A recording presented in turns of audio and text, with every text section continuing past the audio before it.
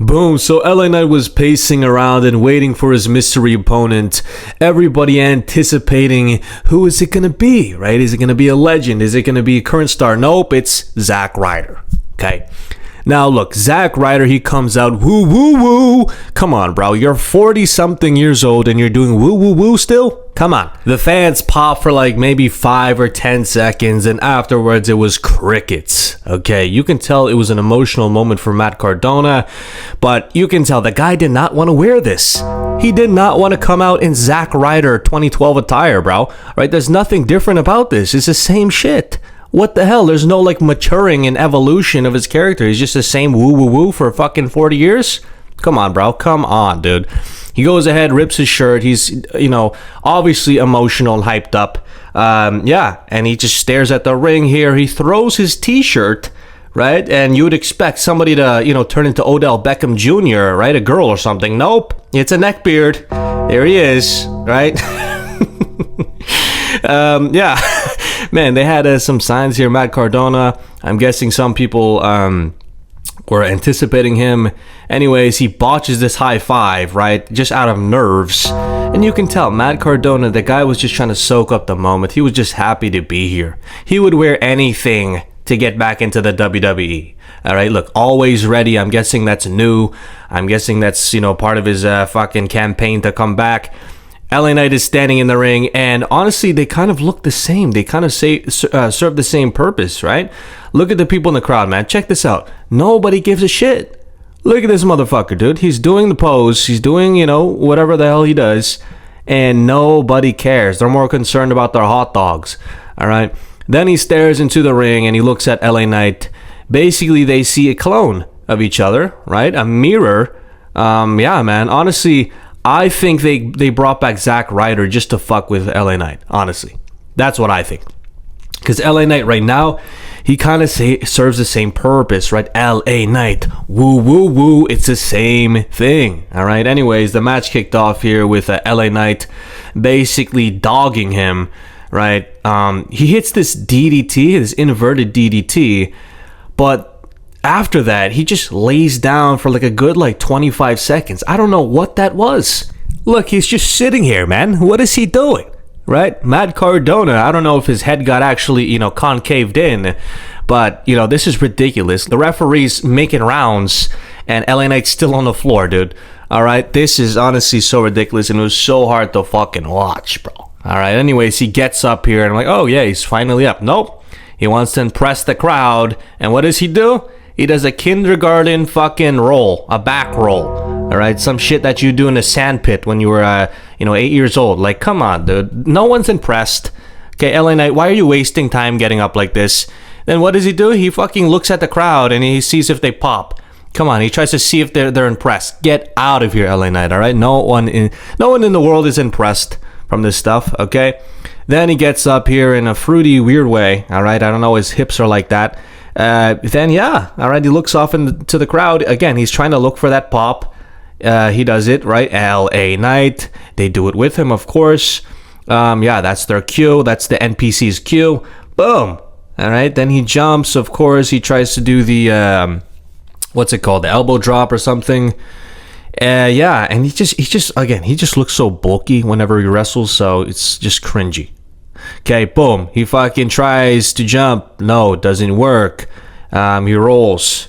Now, Zack Ryder, he picks a momentum here and he finds an opportunity to hit what? His finisher, the Rough Rider. Okay.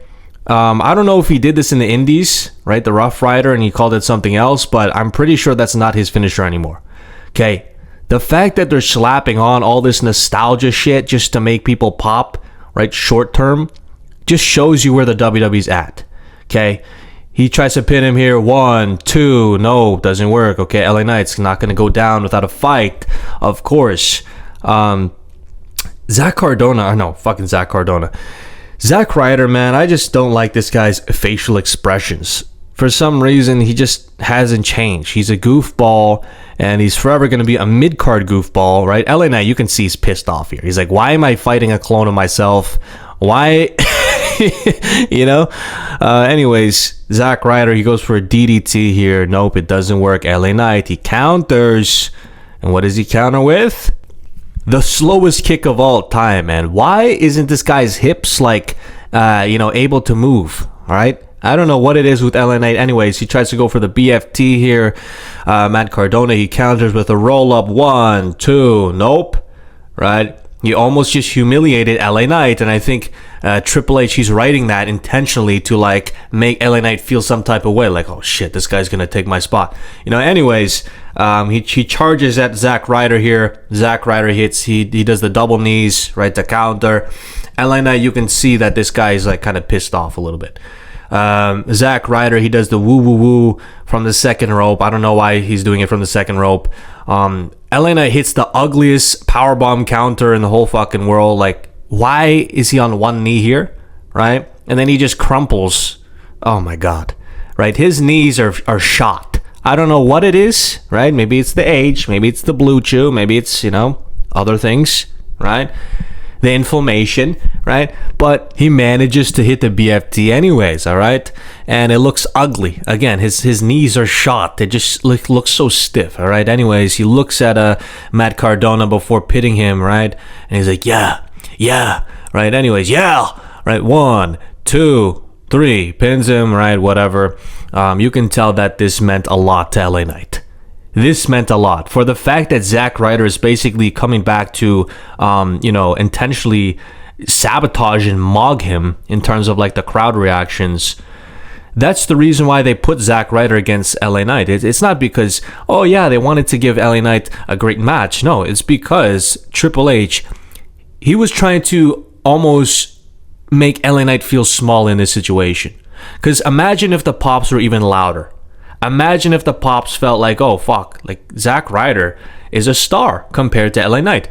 That is the reason why Triple H intentionally and strategically placed Zack Ryder within this match. Okay?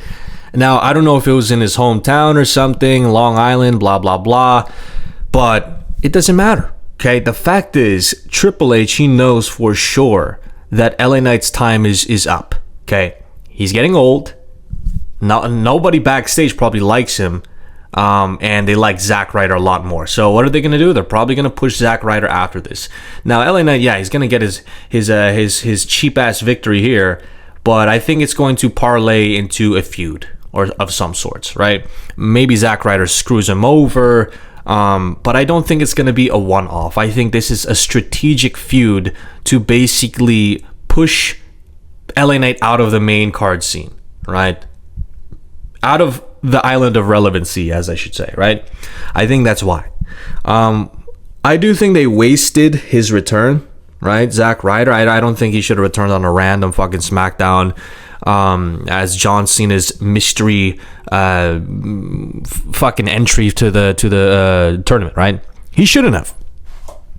Now, let me tell you why. It just doesn't make any sense, man. All right? These one-off pop matches, these one-off pop returns are just so cheap. You can see that nobody really gave a shit. Look at the crowd, man. Come on. There's guys like fiddling with their hot dogs and fiddling with their burgers. I think we're all at the point where we're sick and tired of all these cheap pop returns, man. All right? The nostalgia is not enough. Okay? And the thing is, it wasn't just kids who were like disinterested with fucking Zack Ryder, right? It was the boomers. It was the people who actually saw Zack Ryder and witnessed Zack Ryder's career, from the edge heads, from the woo era in 2012, right? They were all privy to this shit and they still didn't care. So what does that tell you? Okay, cheap pops don't fucking work. And that's the thing, right? A lot of people, they get this idea in their head like, oh man, Chris Jericho, that would be a great return. Edge, that would be a great return. Let me see it. But then after they return, it's like, okay, what now? What now? Right? You're just kind of playing with a shiny toy and then throwing it away after. That's how I see it, right? I don't think that Edge or Jericho should come back with this tournament, right? They should come back with an angle, with a storyline, with a promo, right? To kind of set up this narrative within John Cena's retirement. I don't think this makes sense. Right? I think they're too big of a star to just come back and be placed into this fucking arbitrary, tournament. That doesn't really mean fuck all. We all know that it's not going to be LA Knight. We all know that it's not going to be Zack Ryder. We all know it's not going to be Rusev, right? It's going to be somebody like Edge, Jericho, maybe even The Rock, maybe even Cody Rhodes, right? That is the longer play. This is just entertainment. This is just tomfoolery at this point. Triple H, he knows that, and he's taking advantage of it. Okay, these cheap pop Zack Ryder, come on, bro. Right? I guess he's happy with Chelsea Green, but that doesn't change the fact that he's a jobber. All right, the fact that he's losing, just like on his return day, come on, dude. All right, at least return and pick up a victory. He should have been in a different match against, I don't know, Rusev or Penta or, some low mid-carder, right, who can actually take the pin. Because LA Knight obviously can't take the pin. I know this guy's fighting backstage. He does not want to lose. All right, he knows his time is coming. He knows Blue Chew, it's knocking on his door, right? It's knocking on his front door. So he needs to, tee up and lock in and try to win a world title before he retires, before, again, the age catches up, father time, all that stuff, right? Yeah, man, I don't know why they paired these guys up. I truly think Triple H, it was just almost like a tactic to make LA Knight feel small in this moment. Think about it, right? Because they serve the same purpose. They almost look the same. Their taunts are the same. Their charisma is very similar, right? Woo, woo, woo. LA Knight. It's the same fucking, what's it called? I don't even know what the fuck it's called, all right? But you guys know what I mean, all right? LA Knight. Yeah. Syllables, right? Syllables. It's the same syllables. 4 syllables, man. All right? So, and yeah, they just look the same. Matt Cardona, he's a little more tanned, a little more younger, I think. But yeah, dude, it's so ridiculous that this guy came back and fucking lost. Come on, bro. Like, I would rather have, them have a DQ or some shit so then it doesn't ruin the aura of the return, because essentially that's what a return should be. It's like this aura ball of fucking anticipation and looking towards the future. But then him just losing clean like this is not a good look, right? They should have had Chelsea come out there and I don't know, do something, right? I don't know, distract LA Knight with something. Okay. I was about to say something else, but in respects to the YouTube guidelines, I'll whatever. Okay, but just think about it like this, all right? If Chelsea came out there and fucking screwed over LA Knight, it wouldn't be that bad. Okay, LA Knight could have still recovered from the loss, and yeah, all right. I don't see any problem with that. Now you might say and argue that LA Knight's career is at the very fucking is on the edge of getting fired. Okay, one loss away from being in jobber catering hell, blah, blah, blah, right? His losing streak, right? He loses all the high-profile matches.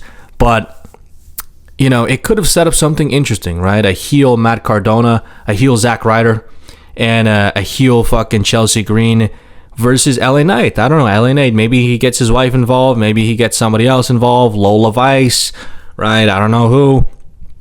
But that would be interesting. All right, nobody knows what the fuck to do with LA Knight, to be honest. I don't think they have any direction or creative, intention with him. He's just floundering around and doing LA Knight taunts and shit, right? It's the same thing with Zack Ryder. They're essentially there for the same reason. I keep harping on that point, but it's true. All right, they just get the crowd going. LA Knight, woo, woo, woo. Come on, bro. All right, give these guys a proper storyline, a proper program. I think it would, do good. It honestly just kills me seeing this guy in the same 2012 getup, acting like as if, he didn't age. All right, it's just weird.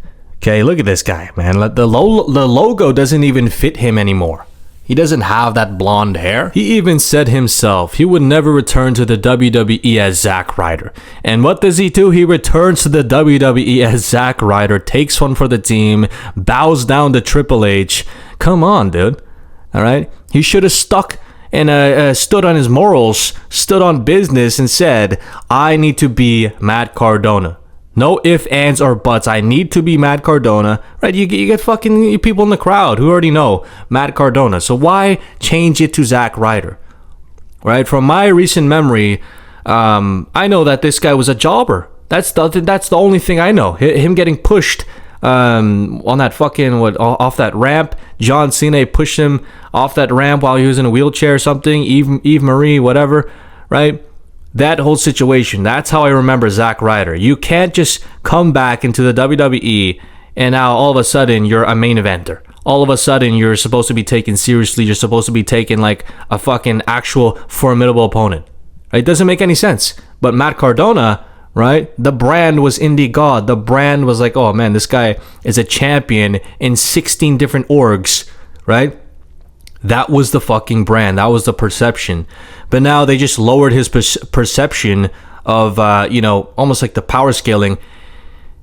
Now, when he goes back to the fucking indie scene after this shit, after this little run, it's not going to mean as much because he went to the main stages again as Zack Ryder and he took the bullet to be Zack Ryder again.